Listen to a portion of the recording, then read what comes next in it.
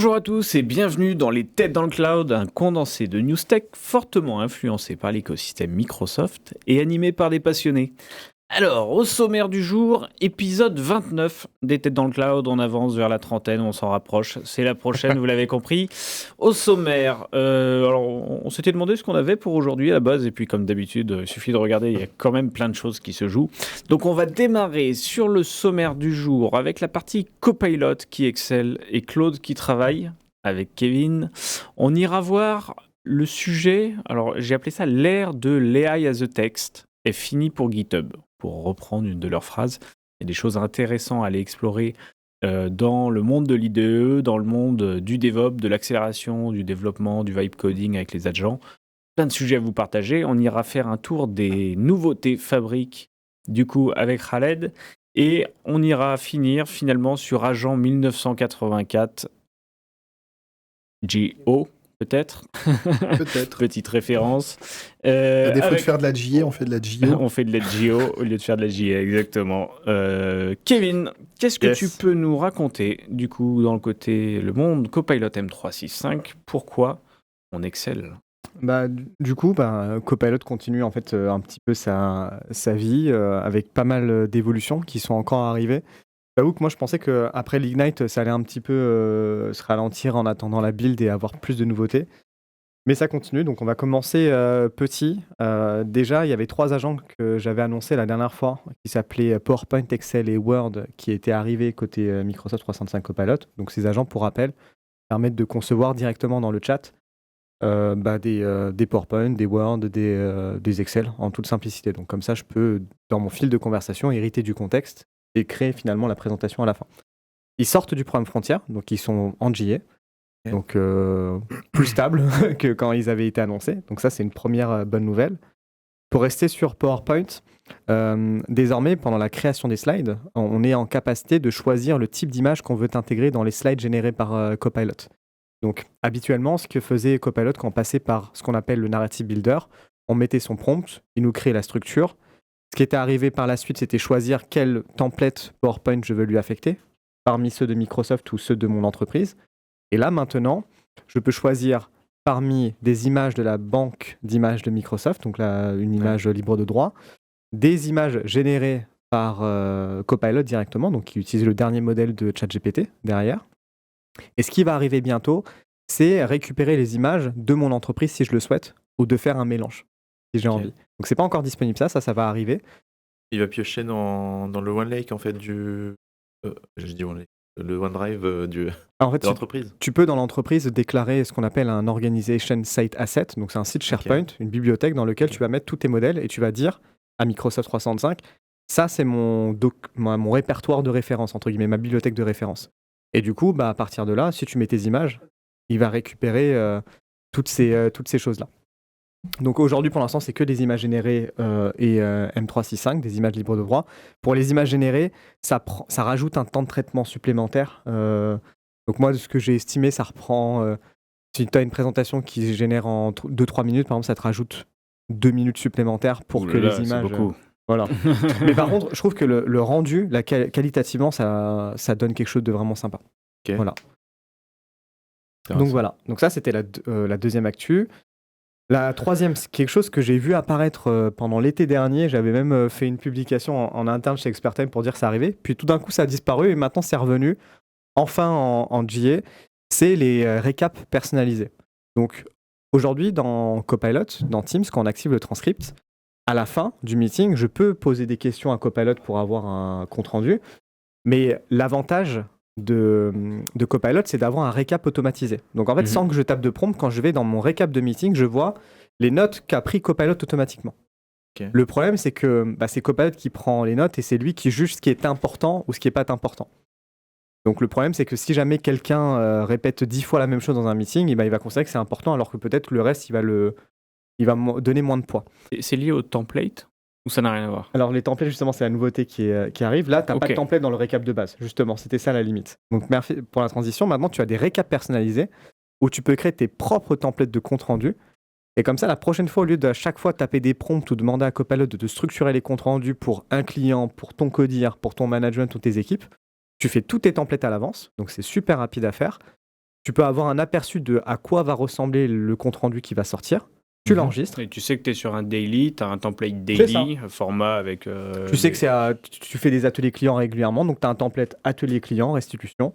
Paf, tu cliques, tu as déjà ton prompt qui a été fait parce que c'est toi qui l'as configuré à l'avance. Et donc ça c'était venu mais redisparu. Parce que du coup, tu l'avais dit, pour moi, c'était acté. Non, c'était en août, en preview, et tout d'un coup, ça a disparu et je savais pas d'où est-ce qu'il était parti. Et chaque personne doit le mettre ou l'entreprise peut imposer un template? Pour l'instant, c'est chaque personne. J'espère que l'entreprise pourra mettre un jour. Mais parce qu'en fait, on sait que là, c'est gentil, mais il faudrait... pas niveau admin. Il faudrait qu'au niveau admin, tu vois, l'entreprise puisse mettre déjà des templates. Mais ça serait génial, t'imagines Moi, j'ai une question par rapport au Copilot. Imaginons qu'on a plusieurs réunions et que je souhaite avoir le contexte de la réunion en fait précédente, mais avec celle de la réunion en cours. Non, ça il pourra pas. C'est vraiment que sur la réunion. Si tu veux avoir le contexte de la réunion présente, il faut que tu fasses un prompt un peu plus traditionnel dans le chat Copilot directement. En fait, tu mets le doigt sur un sujet qui est en train d'être beaucoup traité en ce moment. On n'aura pas le temps aujourd'hui. C'est lier les informations entre elles. Parce qu'en fait, aujourd'hui, l'IA... c'est un gros sujet, beaucoup débattu depuis janvier. L'IA fait beaucoup de miracles sur les docs, les infos, les bases de données. Mais là, tu viens de mettre le doigt dessus. La faire lier différents meetings entre elles. Oui, parce que imaginons qu'on a plusieurs étapes et qu'on veut garder justement une l'historique. Espèce de fil conducteur. Non, t'as pas ça aujourd'hui. C'est vraiment sur le meeting actuel. C'est pour compléter le récap par défaut que tu as côté Copilot. Autre nouveauté, les Copilot Notebook évoluent côté Microsoft 365 Copilot. Donc les notebooks, c'est comme les notebooks en fait côté Gemini, on va dire, mais ça je vais y venir tout à l'heure. Ça permet de consolider tout un tas de documents à l'intérieur. Donc ça peut être des Word, des Excel, des PowerPoint, des pages loop à l'intérieur. Et du coup, je peux interroger mon notebook sur le contexte de ce que j'ai consolidé à l'intérieur. Donc c'est nickel par exemple pour faire de la veille, parce que je peux mettre des liens web, URL. C'est top pour tout ce qui va être projet, tout ce qui est relatif à l'actualité d'un projet. Je peux tout mettre dedans. Et en fait, l'interface, elle a évolué pour se rapprocher de ce que fait Google côté notebook avec Gemini. Parce qu'on a une interface qui est à peu près similaire. Là, j'ai tous mes contenus qui apparaissent sur la gauche. J'ai des suggestions de contenus qui me sont proposés par Copilot en disant « Bah tiens, ton notebook a l'air de traiter de ce sujet-là. Peut-être que ces documents que tu n'as pas mis dans la base de connaissances peuvent être intéressants. » Et avant, je pouvais juste interagir en mode chat. Je posais des questions et se concentrer sur ce qu'il y avait dans le notebook. Et je pouvais générer un récap audio. Donc pour la veille, c'est top parce que du coup, j'ai une espèce de podcast de tout ce qu'il a consolidé. Maintenant, alors c'est en preview et ça marchouille parce que c'est en frontière pour l'instant. Ça marchouille. Ça marchouille. C'est un nouveau type il y a deux nouveaux types de contenus que je peux générer. Donc je peux générer des fiches de notes. Je peux générer des questionnaires par exemple. Je peux générer des blind tests. Non, pas des blind tests encore, mais des pages de rubriques sur une thématique ou des cartes éducatives. Donc ça ressemble beaucoup à ce que propose Gemini dans ses notebooks. C'est orienté étudiant ? C'est orienté frontière. Ouais, c'est orienté frontière, on va dire pour l'instant. Alors, ce qui promet, c'est la génération de vidéos comme dans Gemini Notebook. Pour l'instant, c'est grisé. Ce qui est dommage, c'est que je vois pas, par exemple, une fonctionnalité qui est vraiment intéressante côté Gemini Notebook, c'est sous la forme de cartes heuristiques. Les mind maps. Il n'y a pas ça non plus. Et puis, pour être honnête, à part le questionnaire qui a fonctionné, ça m'a fait un questionnaire Forms. Le reste ne marche pas très bien. Mais ça t'a fait un questionnaire cliquable. Forms. Vraiment, il te crée un objet Forms et tu peux le partager ensuite. Ok, non, il te génère pas un QCM. Tu fais un questionnaire.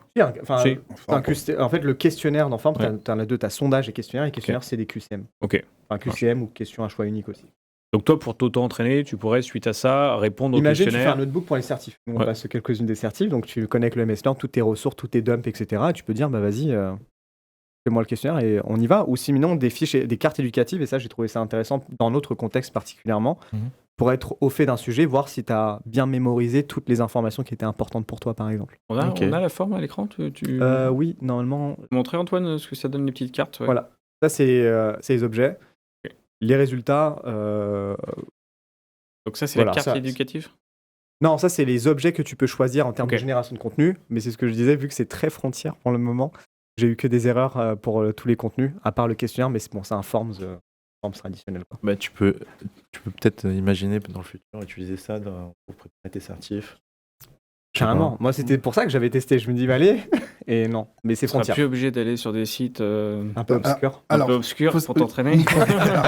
Toutes les nouvelles certifs, Microsoft, t'as l'examen blanc en condition d'examen maintenant. C'est même plus drôle. Voilà. Et puis là, le vrai problème des certifs, c'est pas de s'entraîner, d'apprendre le learn par cœur. C'est comprendre ce que la question voulait dire et ce qu'ils en attendent en vrai. C'est plus ça le challenge d'une certif. Entre comprendre la techno, tout ça, tout ce qu'on veut, et comprendre la question de Microsoft et comprendre la réponse, et comprendre la réponce, c'est compliqué. Bah, parce que des fois, c'est les trois petits singes, l'aveugle et le sourd et le muet qui font les certifs. Moi, ce que je trouve dommage dans les certifs, c'est justement quand on finit notre certif, on n'a pas en fait le détail de là où on a échoué. On a à peu près notre résultat par thème, tout ça. Ouais. Mais on ne sait pas sur quoi on s'est trompé. Moi, c'est un peu ennuyeux parce qu'à chaque fois, c'est toujours marqué vous avez 0 sur la partie Dynamics CRM. Ah bon ? Voilà. Oui, j'en ai jamais fait de ma vie. Donc voilà. Donc, ça, c'était le notebook à voir et je pense que j'en parlerai dans une autre émission quand ce sera un peu plus sec. Et ensuite, dernière news côté Copilot, Copilot Studio Lite, donc c'était la partie création d'agents directement dans M365 Copilot. Et qui n'apparaissait pas dans Copilot Studio. C'est ça. Donc avant, ça s'appelait Agent Builder à la base. Après, ils ont renommé pour appeler ça Copilot Studio Lite. Et du coup, le Copilot Studio était devenu Copilot Studio Full. Horrible comme nom. Et maintenant, depuis 2 semaines, c'est redevenu Agent Builder. Okay. Voilà. Parce que je pense qu'ils ont eu pas mal de feedback en disant que c'est incompréhensible cette histoire et les gens font des raccourcis avec Copilot Studio tout court.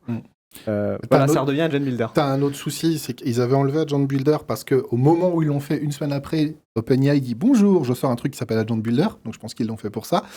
Le vrai sujet de fond, c'est que Microsoft a pendant longtemps dans Agent Builder mis le logo Copilot Studio et marqué Powered by Copilot Studio. Bon, je suis pas dans les secrets de l'écrit produit, mais soyons francs, Agent Builder, Copilot 3.5 et Copilot Studio, c'est pas le même produit. Enfin, peut-être qu'il y a un bout de moteur en commun, c'est pas les mêmes réponses. C'est pas le même comportement. Donc je pense qu'au bout d'un moment, on appelait un Copilot Studio Lite et l'autre Copilot Studio Full, c'est même pas les mêmes produits. Ils sont très bien, je les critique pas. Mais chacun a son usage. Ça met un vrai flou quand même côté client. C'est ça. J'ai un client qui m'a dit, mais du coup, stratégiquement, on les crée où les agents ? Alors, c'est moi à la fin. C'est toi à la fin. Petit teasing, vous allez tout savoir de où on crée les agents. Ils ont changé le logo Ils ont changé le logo du coup.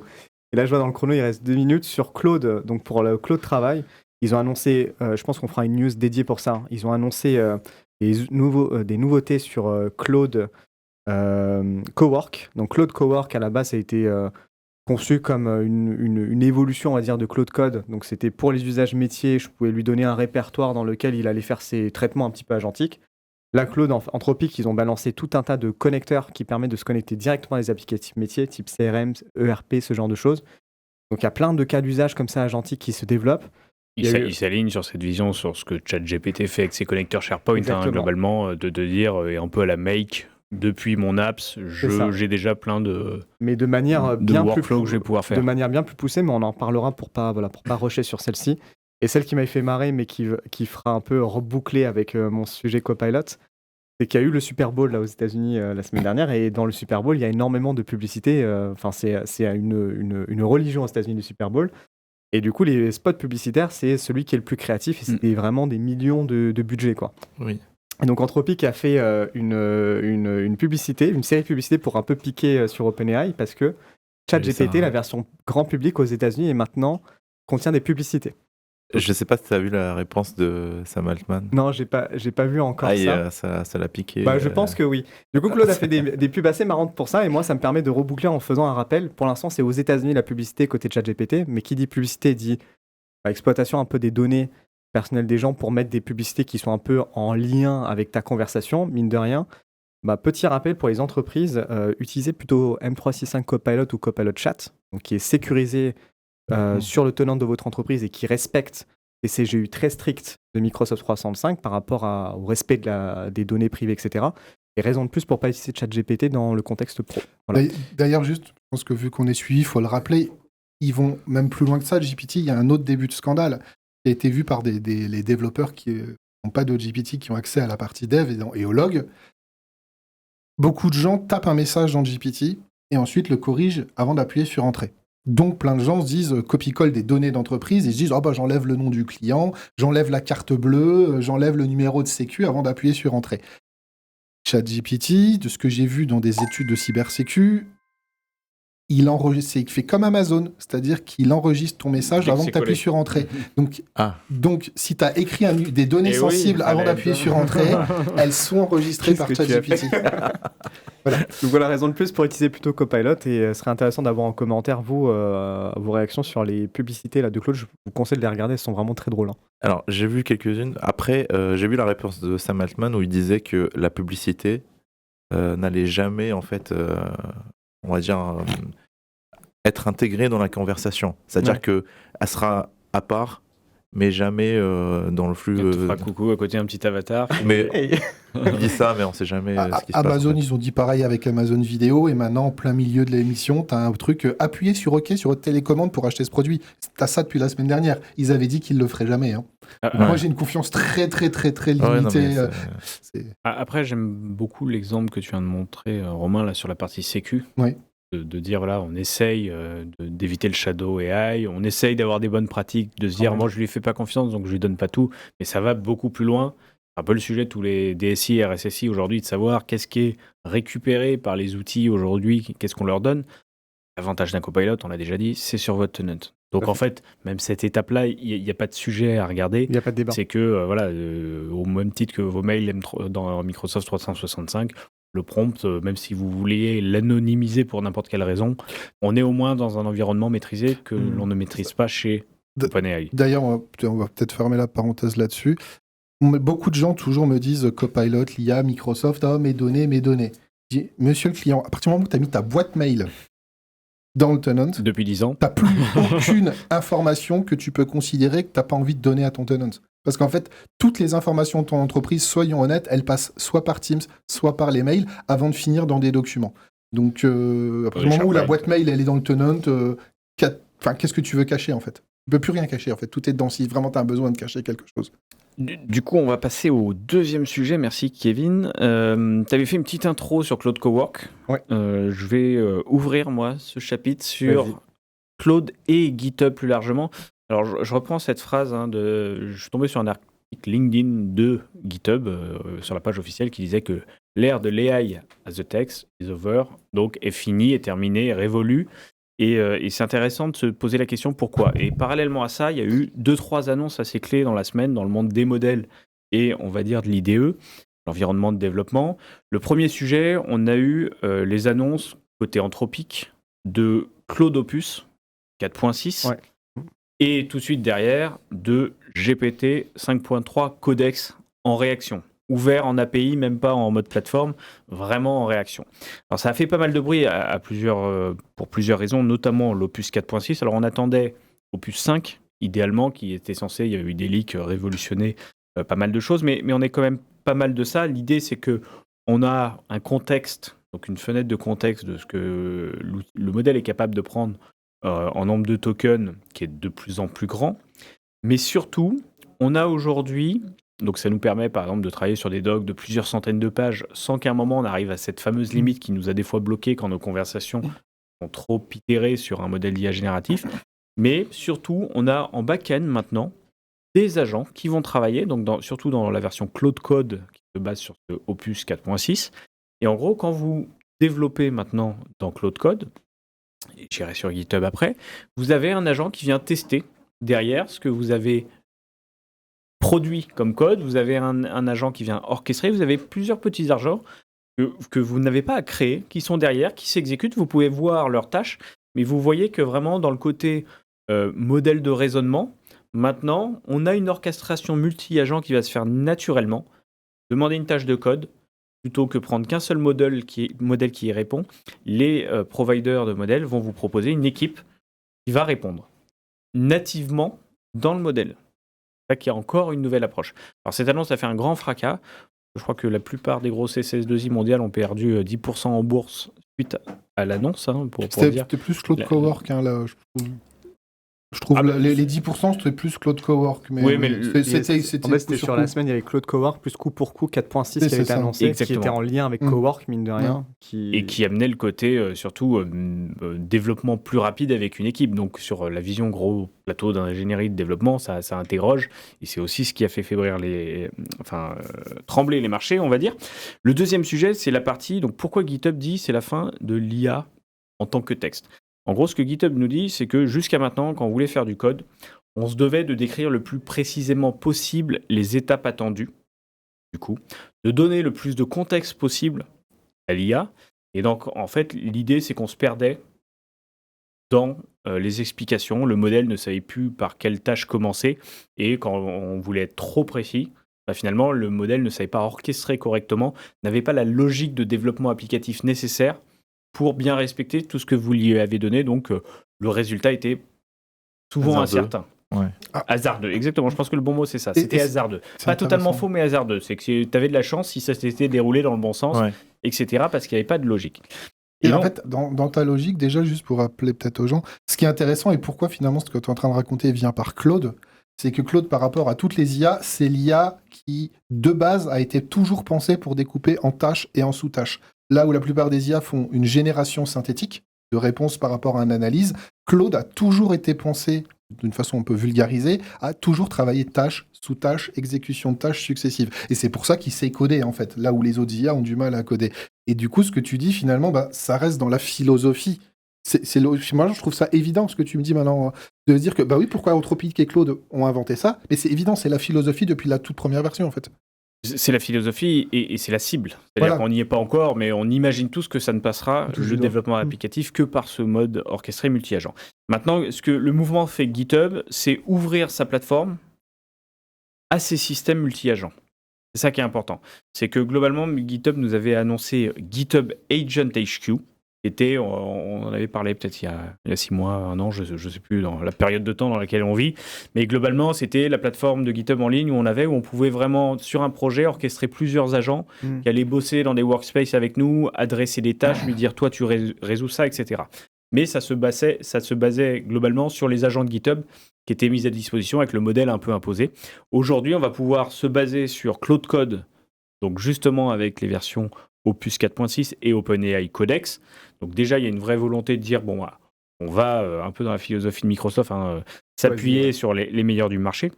Et derrière ça amène quoi ? Ça amène que GitHub nous dit que plus que jamais, finalement, on va déléguer l'exécution aux agents.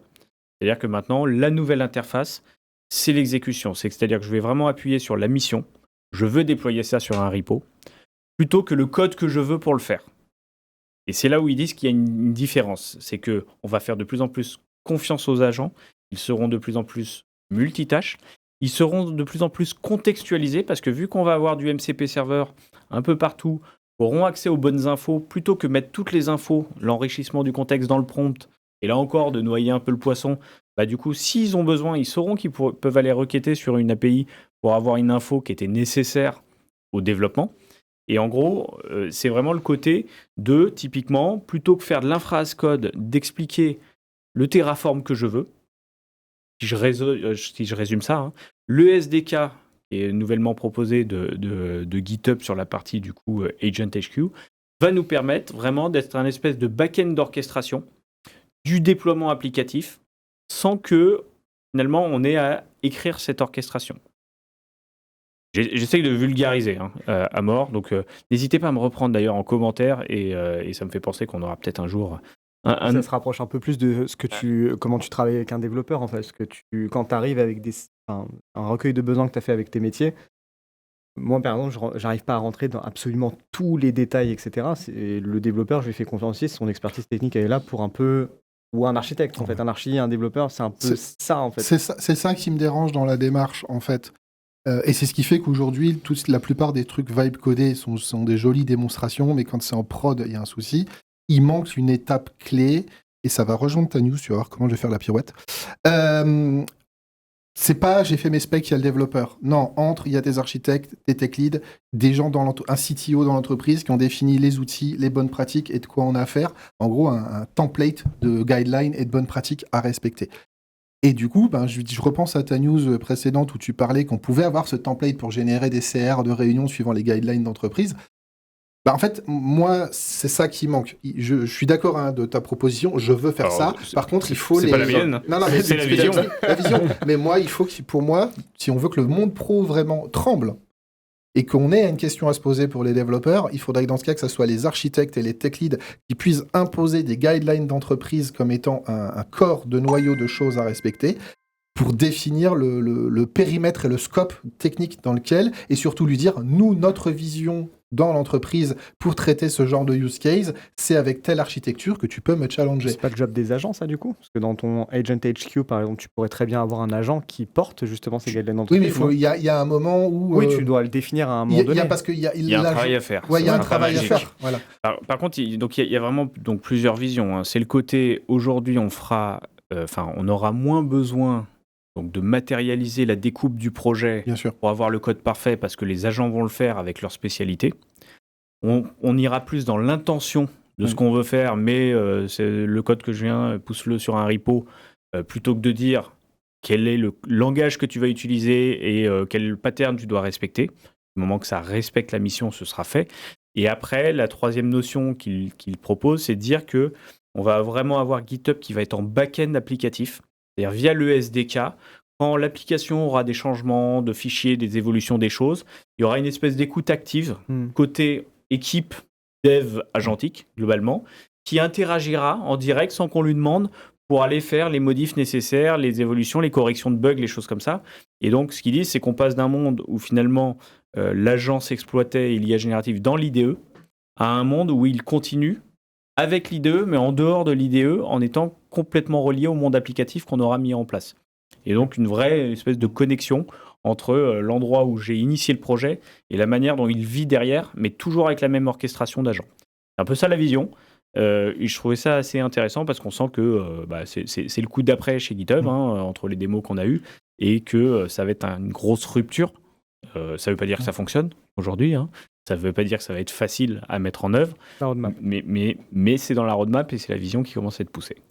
C'est bien s'il nous rattrape côté low-code, parce que juste pour faire le taquet ironique, côté low-code, dans la Power Platform, si vous écrivez pas genre make.powerapps.com et vous écrivez vibe.powerapps.com, vous arrivez sur ça, c'est-à-dire qu'en fait, on explique un besoin, et derrière, il y a une équipe d'agents qui va se débrouiller tout seul avec l'intégralité de la Power Platform de Microsoft. C'est-à-dire, en comprenant le besoin, il va créer peut-être des tables, peut-être des listes SharePoint, il va créer des agents Copilot Studio, il va créer des workflows, il va créer des applis model driven et des applis Canvas. C'était la démo qu'on a fait il y a 2 ou 3 mois, je crois.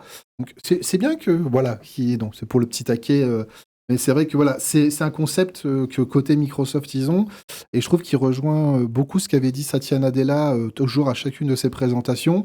Lui, dans sa vision, il disait on a eu l'IA en tant qu'assistant, on a ensuite eu l'IA en tant qu'agent que je fais travailler, mais il a dit pour lui, l'humain augmenté, en tout cas dans les bureaux dans le futur, c'est l'humain qui fait travailler une équipe d'agents, et qui, comme il ferait travailler une équipe d'humains. Donc ça commence à y ressembler un peu en tout cas. Oui, c'est un peu ça.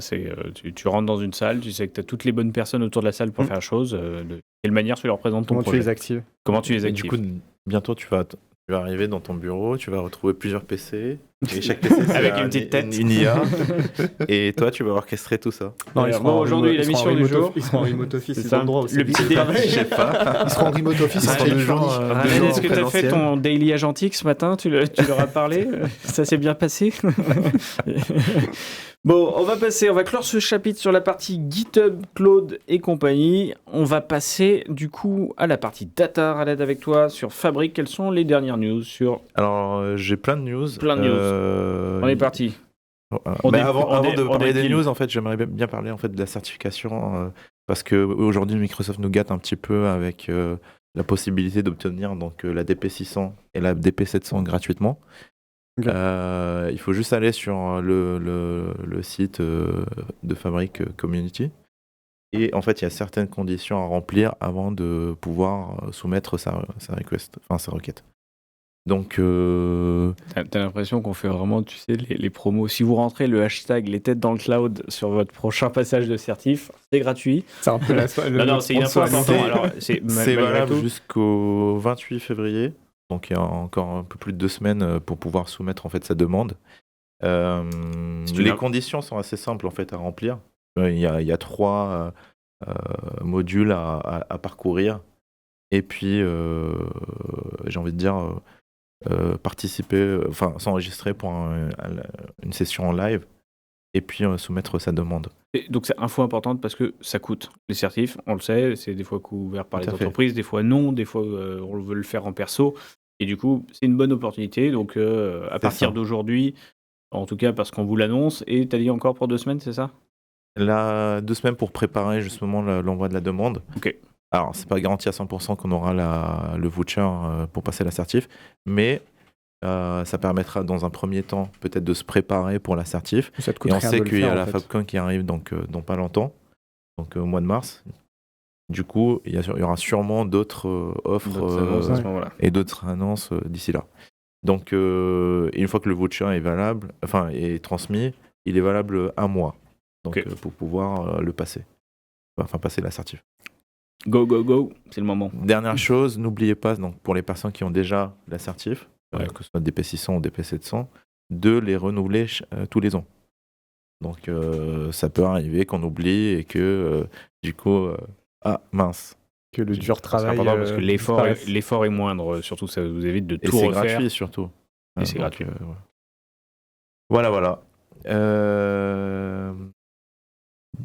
Je sais pas si tu nous as annoncé beaucoup de news. Il y a beaucoup de news, tout à fait. Je vais commencer par top news du coup qu'on évoquait juste avant de démarrer entre nous. Je vais commencer donc par. En fait, j'ai structuré par thème et donc je vais commencer par la plateforme Fabric. Donc aujourd'hui, on nous a rajouté un espèce de résumé pour un modèle sémantique.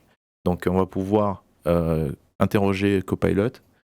Et avoir la possibilité justement grâce à Copilot en fait qui va lui analyser le modèle sémantique, analyser les liens, tout ça, avoir un résumé de ce que le modèle sémantique peut nous proposer. Qu'est-ce que tu appelles un résumé C'est une description. On la voit à l'écran, je crois. Voilà.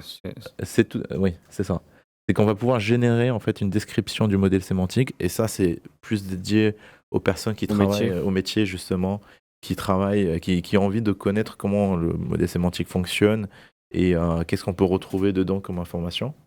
Donc, c'est assez intéressant parce qu'à l'heure, on a beaucoup parlé de Fabric IQ, de l'ontologie qui arrive, du besoin que sémantiquement, ces modèles, cette sémantique layer... toute la partie documentation autour de ce qu'on développe était aussi importante, que ce soit pour les indicateurs, pour la compréhension en fait, du modèle sémantique, parce que entre celui qui a développé le modèle sémantique et celui qui va l'utiliser, ils n'ont peut-être pas la même logique. Et justement, avoir plus de détails sur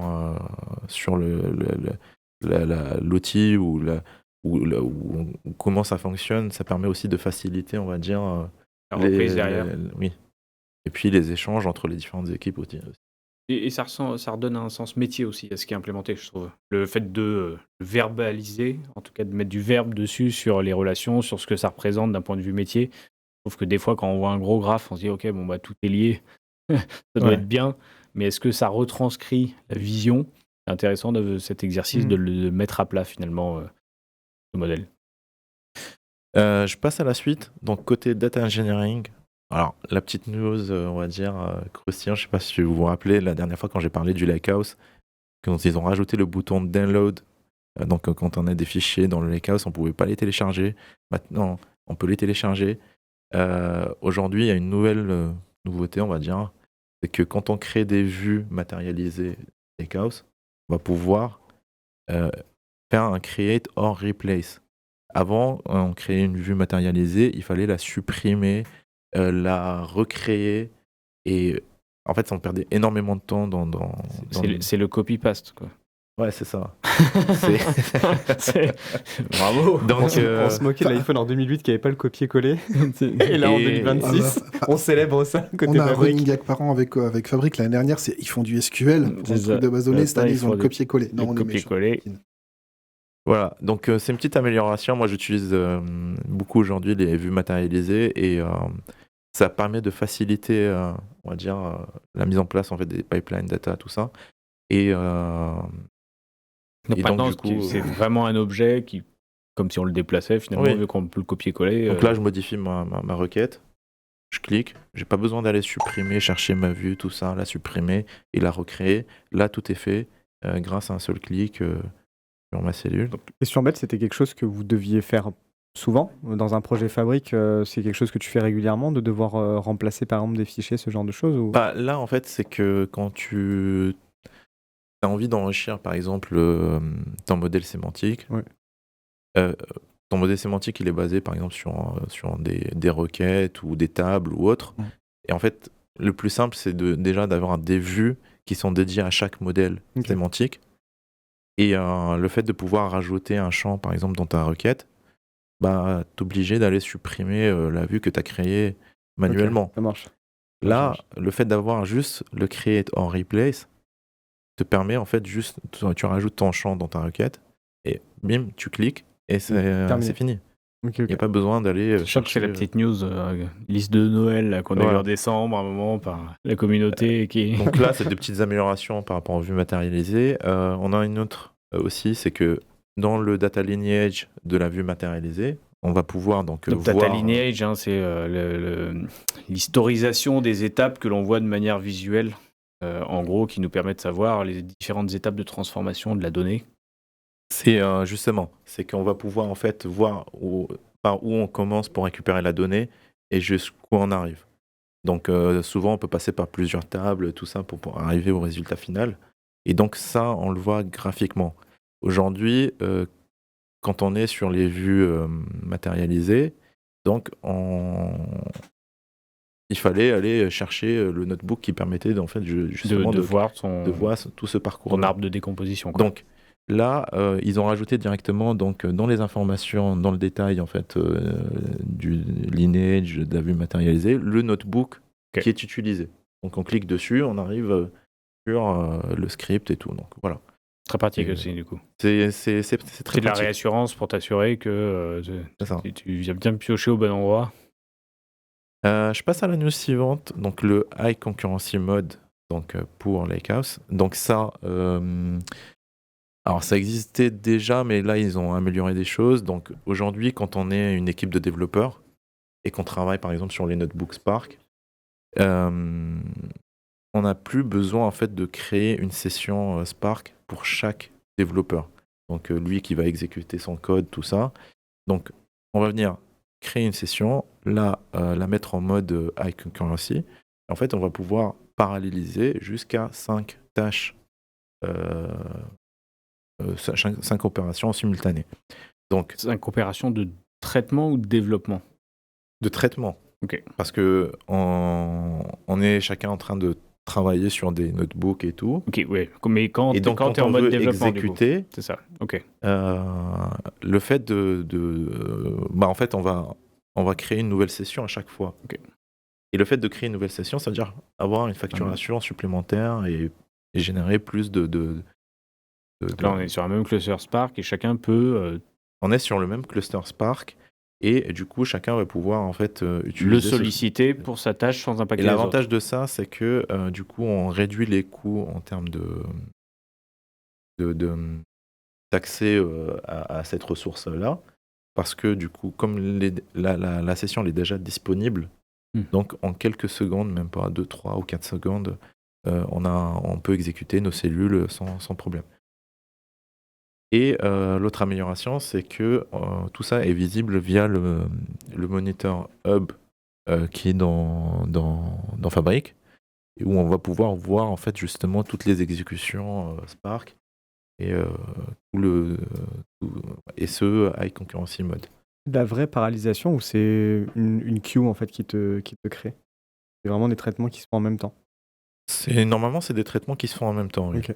Parce que vu qu'il ne met pas beaucoup en fait, de temps pour pouvoir s'exécuter, Ok.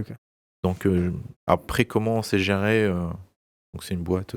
Et pareil, question, parce que je suis un peu de ce monde-là, mais tu vois, quand tu as plusieurs personnes qui travaillent dans un notebook, le fait d'exécuter potentiellement différentes tâches en même temps, peut pas y avoir d'impact, par exemple, toi, sur un truc que tu es en train d'exécuter, mais qui peut changer si jamais quelqu'un fait autre chose, tu sais, en termes d'opération. T'as pas une Moi, logique je recommanderais pas de travailler sur le même notebook. Après, Ça dépend, parce que généralement, quand on travaille sur un notebook, il y a souvent les cellules qui sont dépendantes des autres. Ok, Donc le fait d'avoir 2 personnes qui travaillent sur le même notebook, pas problématique. alors c'est pas problématique en soi, mais c'est problématique si par exemple, moi j'ai pas fini ma partie et que toi tu lances une autre partie qui dépend de ma partie, donc ça peut créer des conflits. C'est un peu Mais, comme Excel, je trouve. En fait, c'est comme la cohésion dans Excel, tu as les mêmes problèmes. Techniquement, c'est possible. En vrai, ça fait le bazar, quoi. Ouais. Après, l'avantage c'est que quand on est par exemple sur plusieurs notebooks différents, Mhm. on peut utiliser la même session Ça justement marche. Ok, ça marche. pour éviter de en créer plusieurs à la fois. Ok. Autre nouveauté aussi qui permet T'as aussi... droit à une dernière rallette vu le timing. Tu dois en choisir une. Ah. Oh, le choix cornélien. Le choix de la dernière. Ah, il y en a encore pas Je mal. t'avais dit qu'il y en avait beaucoup. Bah oui. Prends la big, ta Ok. préférée dans le tas. Les connexions aussi dans les notebooks, donc on va pouvoir aussi se connecter aux différentes sources de données directement depuis un notebook. Donc, que ce soit pour des exemples, des blob storage, une base de données Postgre, Key Vault, S3, tout ça. Parce qu'avant, tu faisais comment ? Parce qu'avant, en fait, on n'avait pas ça, donc il fallait, par exemple, soit coder sans Via connexion directement dans API, la cellule ou faire des appels API ou tout ça. Là, on va pouvoir justement faciliter l'accès à la source de données en créant cette connexion-là, et on va pouvoir justement générer le code qui permet de se connecter directement dans la cellule.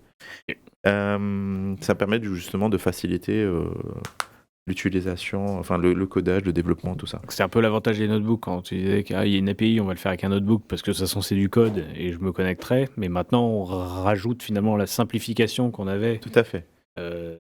sur du Dataflow avec des connecteurs déjà existants et que tu peux activer, invoquer assez facilement, quoi. Oui. Il y a 2 méthodes en fait de le faire. Soit on va le faire spécifiquement au niveau du notebook. Donc là, on va venir créer la connexion, mais du coup, elle sera dédiée uniquement à ce notebook-là. Ou bien, on va venir dans on va dire les paramètres en fait fabrique de gestion en fait des connexions, et on va pouvoir créer une connexion et la rendre accessible à l'ensemble des notebooks. Donc comme ça, en fait, imaginons qu'on a plusieurs teams, plusieurs personnes qui développent, et le fait de rendre en fait cette connexion accessible à tout le monde va justement réduire le nombre de connexions et pouvoir... Tu factorises un peu ton Tout à fait. Donc, connecteur. Pas mal, ça. Je vais aller rapidement C'est une sur bonne l'ensemble. C'est une bonne news. J'avance rapidement sur l'ensemble. Je vais pas aller dans le détail, mais par exemple, pour les warehouses, on a le merge T-SQL qui arrive en JA. On a le cache dans les data warehouse qui est en JA aussi. C'est ce qui permet aussi de mettre en cache en fait des requêtes SQL et ne pas réexécuter à chaque fois une requête, mais aller dans le cache récupérer les informations. Donc en 1 seconde ou 2, on récupère l'information. Il y a aussi une nouveauté au niveau du lake, OneLake, c'est qu'on va pouvoir contrôler les deux, comment dire, l'accès au niveau des items, donc pour les API. Donc ça c'est Granular APIs pour la sécurité OneLake. On va pouvoir donc justement, grâce au CI/CD par exemple, quand on va créer un workspace, pouvoir attribuer des rôles spécifiques automatiquement à la création et non pas à chaque fois manuellement. Et en real time, on va pouvoir aussi rafraîchir les données en spécifiant une colonne métier, par exemple, au lieu que ça soit basé sur des logs des tables Delta. Là, on va pouvoir spécifier en disant on prend cette colonne-là pour rafraîchir les données, et puis voilà. Ouais. On a Alex Frit en ligne qui nous dit nouvelle d'hier, si pas encore vu, fin de l'importation CSV Excel dans Power BI Service. Alors, je ne sais pas si on ne l'avait pas vu, pas retenu, mais c'est possible. Et en tout cas, Alex, si tu semblait important qu'on l'évoque, on le fait du coup. Et n'hésite pas à nous mettre ton petit retour sur la news en termes d'impact. On se fera le plaisir de le lire à l'écran. Ça, tu nous feras gagner du temps. On n'a pas eu le temps de débroussailler.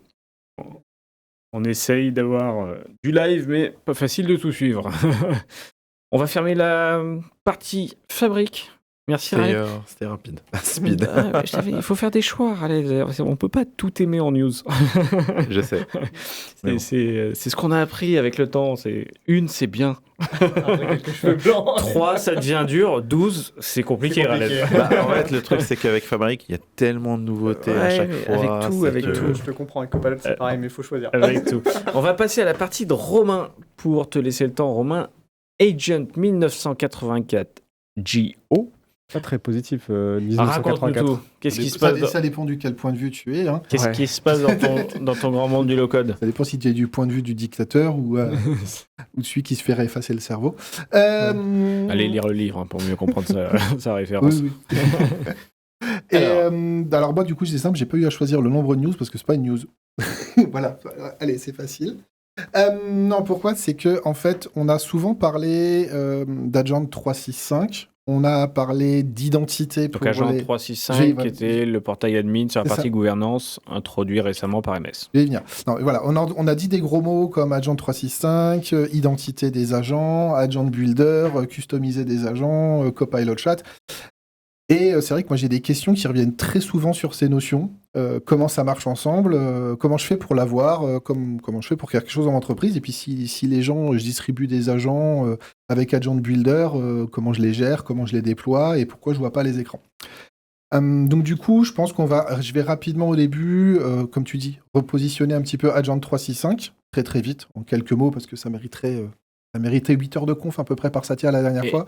Agent Builder donc qui est la partie dont on parlait avec Kevin. Copilot Lite. Voilà, mais je vais tout expliquer au fur et à mesure, j'ai juste mis plein de gros mots au début. Donc l'idée, c'est que a été présenté à l'Ignite au mois de novembre quelque chose qui s'appelle Agent 365, que globalement va permettre de surveiller les agents, de voir ce qui se passe à l'intérieur au niveau de toute la plateforme. Donc on voit globalement plusieurs visions. On a par exemple un graphe qui va nous permettre de voir comment les agents sont reliés entre eux, avec comment les data fonctionnent. On va avoir, à l'intérieur de cette première vidéo, on va avoir globalement comment on suit les performances, comment on va voir un petit peu comment ça marche. Dans une deuxième vidéo, globalement, la régie s'est emmêlée les pinceaux. On est où là? Ok. La deuxième vidéo, c'est ce qu'ils appellent la partie registre des agents, où là, globalement, ça répond à une grande problématique. J'ai des agents pour tout. J'ai des agents fabrique, data, Copilot 365, des agents de builder, donc ce que disait Kevin dans la précédente news, les agents que tu fais quand tu as Copilot 365. Tu as les agents que tu fais avec Copilot Studio, tu as les agents que tu as présentés dans Excel, dans PowerPoint. C'est aussi des agents qui tournent sur Lontenant. Tous ces agents, ils font plein de choses. Donc, on a aussi de la facilitation, c'est facilité pour les rechercher et voir ce qu'on a. Et donc, dans une troisième... Mais dans une logique admin. Voilà, dans une logique admin. Je rappelle, c'est pas un portail end-user. Non, c'est vraiment, là, je suis côté admin et on va venir après. Et donc, côté admin, on a ce qu'on appelle l'interopérabilité des agents. Où en fait, globalement, voilà, on voit que les agents travaillent avec d'autres agents, avec du Microsoft, du non-Microsoft, du Gemini, du système tiers.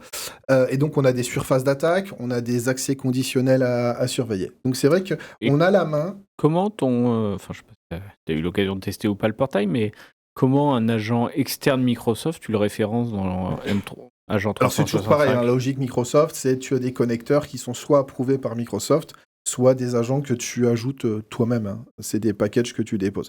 Donc c'est toujours l'idée, c'est que voilà, c'est soit tu fais tes agents et tu les déposes, soit tu les connectes, soit c'est des connecteurs qui sont dans la plateforme. C'est la même logique que les connecteurs qu'il y a dans la Power Platform et dans M365. Ou les apps dans Teams. Comme les applications là, on considère que tu as un connecteur officiel Gemini qui te permet d'aller appeler tes agents de Gemini. C'est ça. Alors en plus, pour le moment, je ne l'ai pas vu.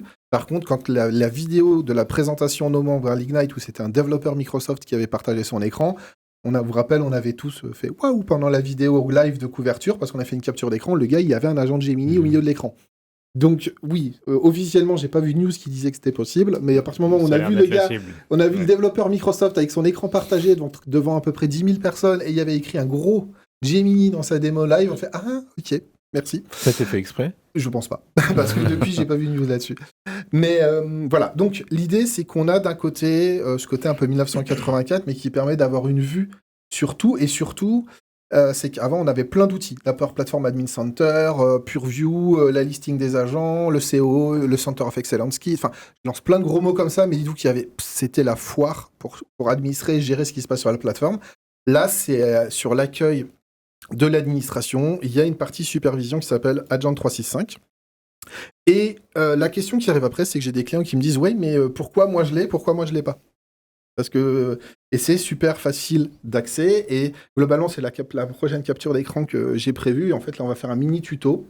À partir du moment où vous avez une licence Copilot 365 sur votre tenant, il en faut juste une. J'ai testé chez moi, j'ai monté un tenant, j'ai mis une licence. Vous avez dans la partie justement Copilot, dans les settings, en fait, ce qui est à l'écran, vous cliquez sur, vous avez un menu qui va s'appeler Copilot Frontières, vous cliquez dessus et vous activez. Ensuite, vous attendez 24-48 heures. Il va y avoir une première étape, c'est que la partie gestionnaire d'agents que vous avez à gauche, elle va toujours s'appeler gestionnaire d'agents, mais il va y avoir des menus en plus, et quelques heures plus tard, elle va s'appeler Agent 365. Donc ça, c'était comment ça s'active, et donc c'est la prochaine, globalement, capture pour montrer à quoi ça ressemble. Et ça, justement, c'est rigolo, c'est que j'ai fait cette capture-là ce matin. Il y avait écrit vue d'ensemble de l'assistant. Juste avant que je me connecte à la réunion, il y avait marqué Agent 365 à la place. Alors que donc, ça, c'est aussi pour les gens, ne vous inquiétez pas. En fait, un bon moyen de savoir si c'est activé chez vous quand vous avez cliqué, c'est globalement sur la capture suivante de mémoire, je crois. Peut-être que je dis une bêtise, oui, c'est celle-là. Voilà, c'est que globalement, vous avez en fait accès à le petit carte preview. Ça vous donne un bon indicateur. C'est ce que j'ai montré, c'est les différents graphes qu'on a à l'écran. Et en fait, dans cette liste d'agents qu'on a à l'écran, ce qui est super intéressant, c'est que déjà, brut de décoffrage, vous avez aussi bien les agents Copilot Studio, les agents Agent Builder faits par les utilisateurs finaux, que tous les agents tierces que vous auriez autorisés ou pourriez autoriser ou bloquer dans l'entreprise. Donc c'est une vraie vue globale de tout ce qui s'y passe, mais comme je l'ai dit, on a la vue adoption, on a la vue usage, on a la vue comment c'est utilisé, on a la vue à qui je le déploie. Donc ça, c'est vraiment super intéressant. Et il y a un nouvel impact assez récent que j'aime beaucoup, c'est que les gens qui s'amusaient à déployer des agents, souvent ils avaient besoin d'un admin Teams pour aider à déployer les agents, ça posait beaucoup de complications, parce que Teams, à la base, fait pour des applis ou du chat. Et donc ça, c'est la capture d'après, en fait, que je voulais vous montrer. C'est que on va... Voilà. Là, sur la capture d'après, je suis sorti d'Agent 365. Je reviens à ce que parlait Kevin tout à l'heure, Agent Builder, quand il a dit ça a rechangé de nom, une fois Agent Builder, une fois Copilot Studio Lite, une fois Agent Builder. Donc ça, c'est l'écran de quelqu'un qui a Copilot 365, qui a cliqué sur faire mon petit agent à moi. D'accord. J'ai fait mon agent, il marche bien. Et en fait, dans le 3 petits points en haut à droite, dans la dernière émission, je crois que c'était Kevin qui vous parlait, qui a un bouton copier dans Copilot Studio. Ce qui était intéressant, ça permettait d'envoyer l'agent dans Copilot Studio et le déployer à toute l'organisation. Juste en dessous, en fait, c'est ce que j'ai entouré, je ne sais pas si c'est visible pour vous, on a téléchargé en zip. Et cette information-là, c'est quoi ? Le zip, c'est un package qui contient les informations de l'agent. Ok, qu'est-ce que j'en fais de ça ? C'est vrai que moi, en tant qu'utilisateur final, ça ne me sert à rien. Et donc maintenant, merci d'avoir fait le petit zoom. Et ça, c'est le truc qui va beaucoup changer de choses, surtout avec Agent 365, parce que je crois que j'ai oublié la capture d'écran d'après, vas-y voir. Je vais les importer après. Ouais, donc ouais, c'est ok. Alors en fait, j'ai oublié la capture d'écran après. Reviens un peu sur celle d'avant, si possible, encore avant. Ah ouais, la complète. Voilà, celle-là. Non, c'était bon. Reviens. Non, avant. Voilà, celle-là, là. Oui, pour les autres, on a une vue preview de ce qui s'affiche à l'écran. En fait, sur cet écran, en plein milieu, là où il y a écrit actualiser, en fait, il y a un petit bouton télécharger vers l'agent. Et en fait, depuis ici, un administrateur va récupérer le zip de l'agent builder qui a été fait par l'utilisateur ou quelqu'un de l'IT. Et c'est juste, on clique dessus. Et c'est vraiment comme télécharger un fichier ou une photo ou une pièce jointe. Vous mettez le zip dedans. Ça va le déployer dans votre tenant. Ça va le déployer au niveau des agents, au niveau de Microsoft 365. Et il apparaît dans la liste en dessous. Et vous décidez à qui vous le partagez. Mais du coup, alors comment dire ? On passe du mode où je l'ai fait dans Agent Builder, il est que pour moi, à finalement ce qui va me permettre de le déployer côté Copilot Microsoft 365 sans passer par Copilot Studio. C'est ça. Alors en fait, avant, il y avait une option qui existait partagée à toute l'entreprise. Par exemple, dans Copilot 365, je peux partager à toute l'entreprise. Cette option est surtout pour partager aux gens qui ont aussi Copilot 365. Mais du coup, à quoi me sert mon publier dans Copilot Studio? Alors, pour vraiment passer sur les features avancées de Copilot Studio, il faut oublier qu'un agent builder, Donc c'est plutôt dans une phase encore de développement. Voilà. Si je me sens limité et que j'ai discuté avec mes experts Copilot Studio, ils m'ont dit c'est normal, ça tu peux pas le faire côté builder. Agent Builder est très fort pour des use cases documentaires, recherche d'informations, mail, Teams, etc. Copilot Studio, on rentre dans des use cases d'agentique, etc. beaucoup plus avancés. Et donc maintenant, tu peux revenir donc, sur les captures d'écran, ou voilà celle-là. Et en fait, ça, je suis sur un autre utilisateur. J'ai tellement bien découpé l'image qu'on voit pas que c'est pas le même utilisateur. Mais là, je suis sur un utilisateur lambda qui n'a pas Copilot 365. Et en fait, le fait d'avoir fait ce juste petit télécharger ce zip dans l'interface, là, tous les utilisateurs de l'entreprise, je leur ai poussé cet agent fait par quelqu'un qui a un agent builder et donc quelqu'un qui a une licence Copilot 365. En fait, il y a beaucoup d'entreprises, on a des situations où on dit j'ai quelqu'un, il a fait un super agent dans agent builder, je voudrais le partager à toute la boîte. Oui. Voilà. Il y a quelques... Sans licence Copilot Microsoft 365. On y arrive, c'est le slide d'après, c'est le slide, l'image d'après. En fait, oui, c'est que pour que ça marche, cette histoire, globalement, il y a 2-3 prérequis. C'est que, pour faire très très court, globalement, là on voit, j'ai une petite capture d'écran où je montre cet agent qui était celui que j'avais dans les captures d'avant. Globalement, on va sur celle d'après, en fait, ça sera plus simple. Voilà, celle-là.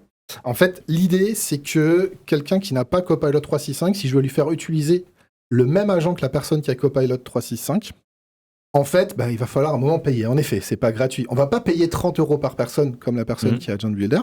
On a, et ça c'est la petite astuce que j'ai validée hier avec les gens qui vont bien pour pas dire le nom de la boîte. Je suis pas sûr qu'ils ont envie que je dise que j'ai validé avec eux.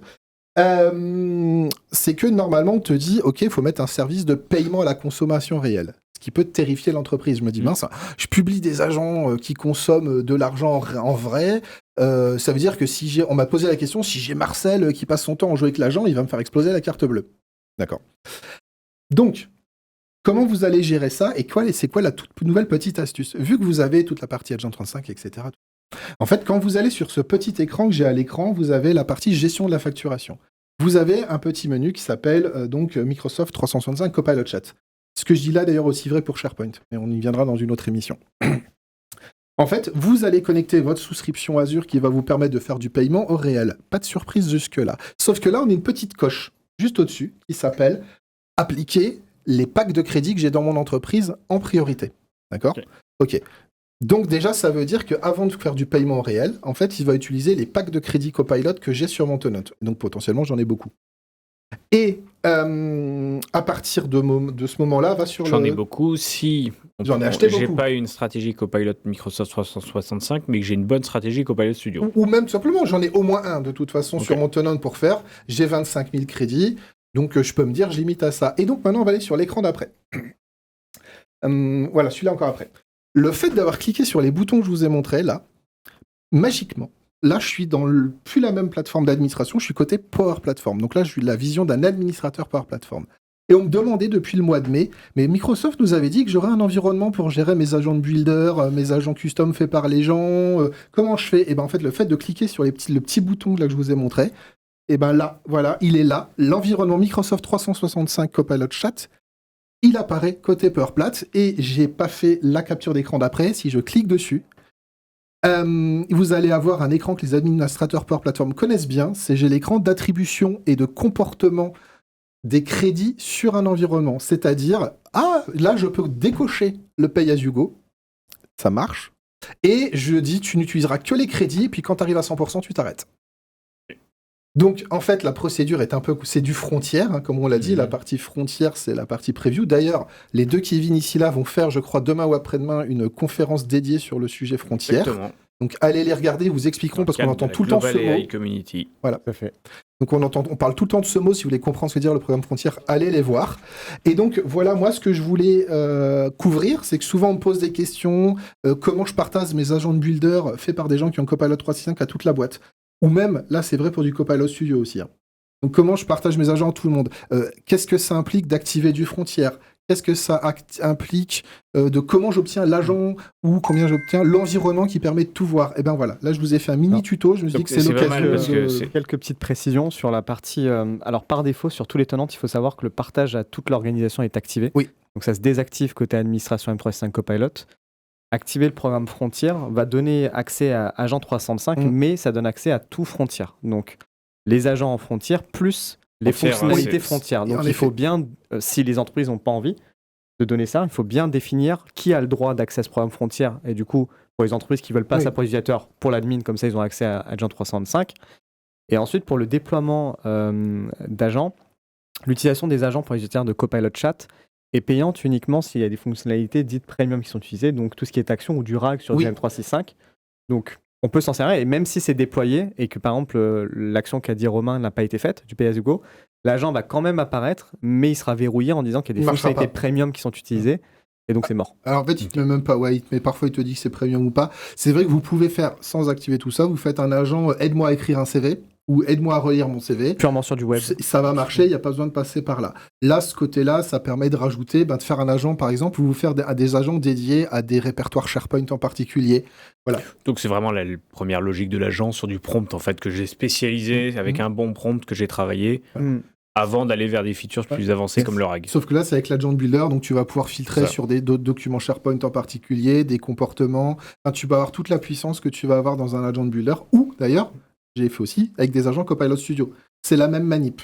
Et ça permet de donner des agents Copilot Studio ou des agents 365, avec Copilot 365, à des gens de toute l'entreprise en gérant le budget. Et en effet, c'était la capture d'écran où je montrais comment activer Frontier. Sans passer par Copilot Microsoft 365. Et c'est ça l'info, parce qu'on avait toujours en tête le fait qu'il fallait une licence Copilot Microsoft 365 pour afficher les agents custom qu'on aurait produits. Non, il y a des mécanismes maintenant avec des barrières de sécurité, on va dire, sur le fait d'utiliser les crédits internes que tu viens de présenter. C'est hyper intéressant parce qu'en effet, je pense que c'est une grosse demande dans les entreprises. Il y en a qui croient à la vision agentique de Microsoft, mais qui n'ont pas envie d'aller prendre 12 000 licences Copilot Microsoft 365, pardon.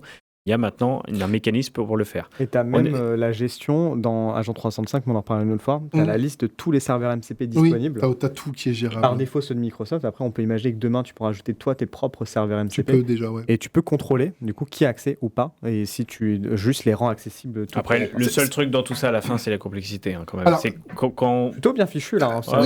C'est pour ça que j'ai appelé cette news Agent 1984. C'est parce qu'en fait, Agent 365, c'est juste une folie, tout ce que ça rassemble en termes d'informations. Il y a toujours parfois des petits trucs à voir dans PureView à droite à gauche, mais on le rappelle, c'est Charles Lamana qui a dit ça à l'AI-Tour France le 26 janvier. Il a montré un slide, il a dit l'objectif Microsoft sur la supervision et la gestion des agents, c'est Agent 365 pour les administrateurs, Viva Insight pour l'adoption. Et on finira sur ça. C'était l'épisode 29 d'Été dans le Cloud. On espère que vous avez apprécié l'épisode. On m'a dit de tenir le timing, hein, donc non, franchement, ça va. Je me fais du mal là. Ça va, on a tenu. Non, on est pas mal. Merci en tout cas, c'était des thématiques hyper intéressantes. C'était l'épisode 29 des Têtes dans le Cloud. On espère que vous avez aimé l'épisode. Merci pour les commentaires en ligne. N'hésitez pas à continuer à partager, liker. Merci Romain pour le petit tuto qui intéressera beaucoup de monde, je pense. J'espère. Et puis, on vous retrouve pour la 30e. À très bientôt. À plus. Au revoir. Bye bye. Au revoir.